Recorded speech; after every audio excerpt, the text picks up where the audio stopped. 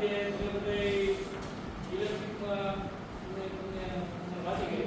હું ઇલેક્ટ્રિકની પરીક્ષા કરવા તમે બધા ભવિષ્યમાં તમે અમારા ઓફિસમાં નોકરી કરવા આવશો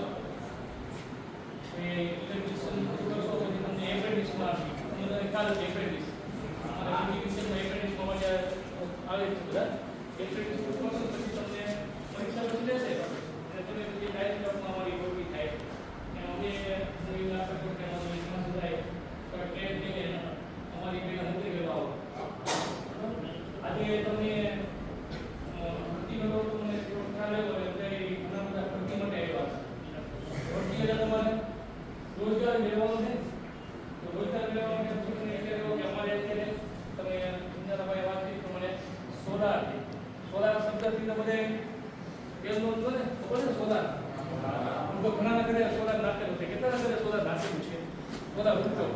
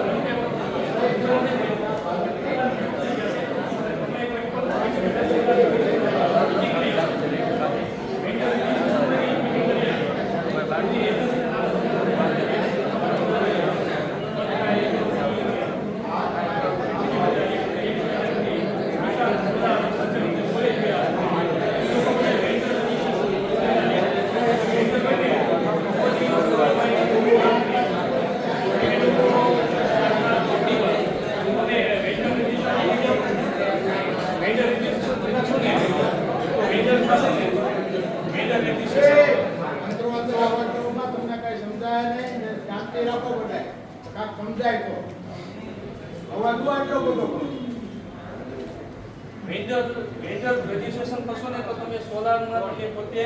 કામ કરી શકશો વન ટાઈપ ઓફ બિઝનેસ જ થઈ જાય તમારું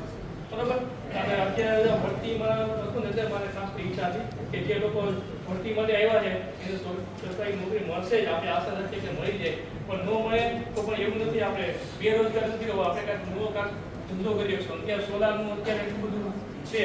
કે તમે સોલાર કનેક્શન લગાડવામાં તમે પોતે વેન્ડર થઈ જશો ને તો તમે લોકો પણ એમાં આગળ વધી શકશો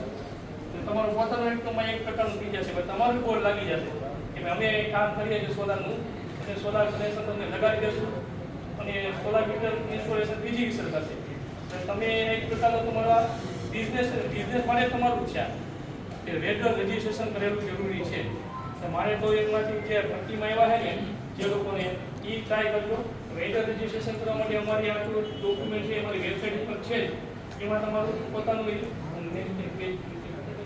એ બધે આમાં ડોક્યુમેન્ટેશન છે એ વેબસાઇટ પર તમને મળી જશે પણ છતાં આમાં ખબર ન પડે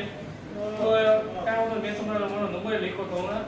છતાં મને પૂછજો ગમે ત્યારે કંઈ તમને ખબર ન પડતી રેગ્યુલર રજીસ્ટ્રેશનમાં કારણ તમારે એક ફોર્મ તમારી હોવી જોઈએ તમારે એક ફોર્મ કરી નાખવાનું, તમારું XYZ નામ નાખી દેવાનું, બરોબર.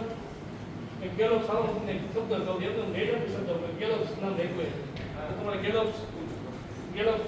LLP XYZ LLP હોય તો ગેલોપ્સ તમારા પાર્ટનર્સ હોય તો પાર્ટનરને એવું કરી અને તમારે રજિસ્ટ્રેશન ફી કરાવવાનું. અને લોકોને GST શબ્દ તો ખબર હશે,